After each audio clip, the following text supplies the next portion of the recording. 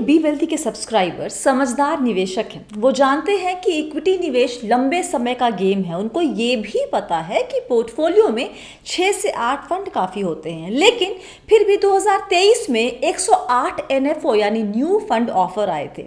ये पहली बार हुआ है कि बीते 3 साल में लगातार एनएफओ की संख्या 100 के ऊपर रही है। 2021 में 101, 2022 में 112 और 2023 में 108। और ये एनएफओ के नंबर सिर्फ इक्विटी और हाइब्रिड कैटेगरी के हैं, इसमें डेट शामिल नहीं है।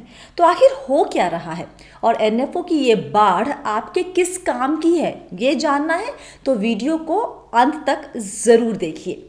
तो हमने आपको बताया कि पिछले 3 साल से लगातार हर साल 100 से अधिक एनएफओ आए हैं। एनएफओ लॉन्च करने में सबसे आगे रहे हैं एचडीएफसी म्यूचुअल फंड और आईसीआईसीआई म्यूचुअल फंड। दोनों ने बीते 3 साल में 30 नई स्कीम लॉन्च की है।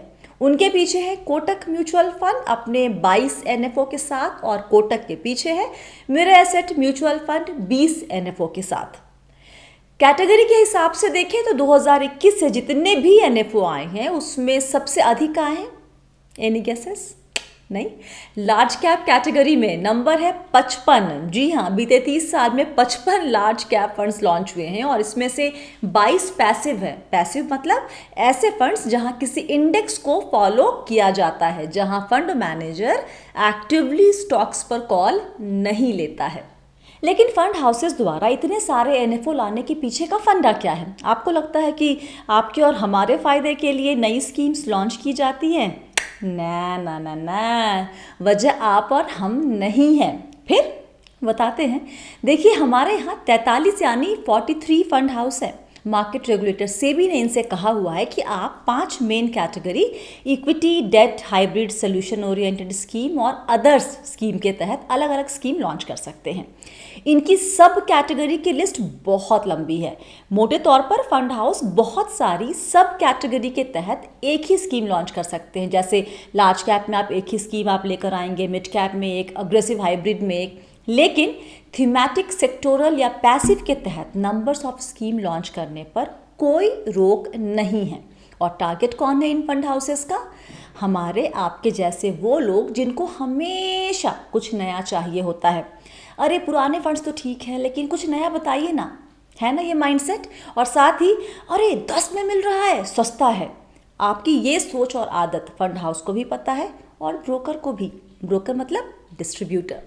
तो सबसे पहली वजह म्यूचुअल फंड हाउस के लगातार नई नई स्कीम लॉन्च करने के पीछे जो आमतौर पर बताई जाती है वो ये है कि प्रोडक्ट बास्केट बड़ा करना है। मतलब हम ये भी बेचते हैं, हम वो भी बेचते हैं, हम सब बेचते हैं, मेरे पास आओ, यहाँ सब मिलेगा। इस तरह से प्रोडक्ट बास्केट बड़ा करने से फंड हाउस का ट्रैक रिकॉर्ड बनेगा और अलग अलग एसेट क्लास में उनकी जो फंड मैनेजमेंट कैपेबिलिटी है लोगों को दिखेगी। इससे निवेशकों को अट्रैक्ट करने में उन्हें आसानी होगी। ये बताने वाली वजह है। लेकिन ना बताई जाने वाली वजह क्या है? हमने इस पर कई लोगों से बात की है। ओके, इस लिस्ट में पहली वजह है कि अधिकतर, हम ये नहीं कह रहे हैं कि सारे, लेकिन अधिकतर ब्रोकर या डिस्ट्रीब्यूटर एनएफओ अधिक बेचते हैं। लेकिन क्यों? एक तो आप मांगते हैं नई चीज़। दूसरी सबसे अहम वजह है क्योंकि एनएफओ बेचने के लिए उन्हें अधिक पैसे मिलते हैं। Yes, you heard me right. आपने कभी खुद अनुभव नहीं किया है कि आपका डिस्ट्रीब्यूटर या ब्रोकर नया फंड आते ही उसमें निवेश की सलाह देता है, ये तक कहता है कि फलां स्कीम में से निवेश निकाल कर नई वाली में डाल दो, यहाँ ज़्यादा कमाई के मौके हैं।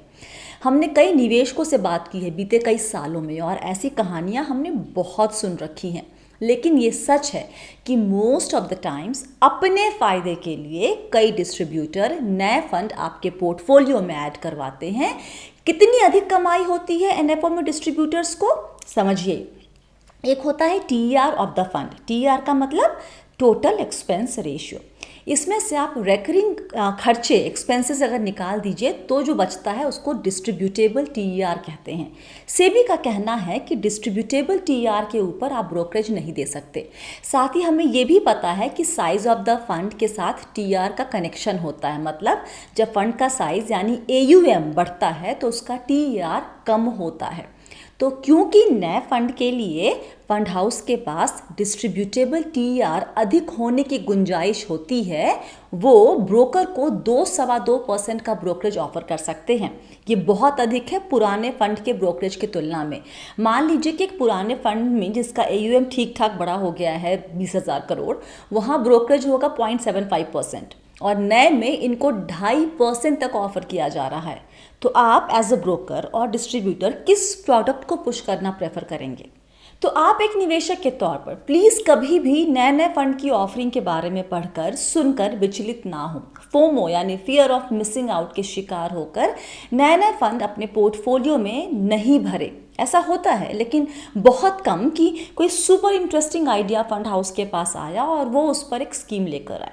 इसलिए अगर आपको सलाह देने वाला इंसान अगर बार बार आपसे किसी NFO में निवेश करने के लिए कह रहा है या स्विच करने के लिए कह रहा है, तो सवाल पूछें, काहे इतना प्रेशर डाल रहे हैं, किसका फ़ायदा होगा इससे? सवाल पूछेंगे तभी सही जवाब मिलेगा। फिलहाल के लिए इतना ही। NFO को लेकर आपके जो खुद के अनुभव है वो आप हमारे साथ शेयर कीजिए कमेंट में या फिर ask@bewealthy.co.in पर। आपकी कहानी अगर इंटरेस्टिंग हुई तो हम उसे बाकी व्यूअर्स के साथ भी शेयर करना चाहेंगे। 2 बातें याद रखिए, बी वेल्दी सब्सक्राइब करें ताकि आप एक समझदार निवेशक बन सकें, और याद रखें कि आप हैं मेरे यानी स्वाति के साथ और हम सब हैं सावधानी और समझदारी के साथ अमीर बनने के सफ़र पर। वक्त देने के लिए बहुत बहुत शुक्रिया। आप सभी को बहुत सारा प्यार और दुलार। Stay blessed, healthy and be wealthy.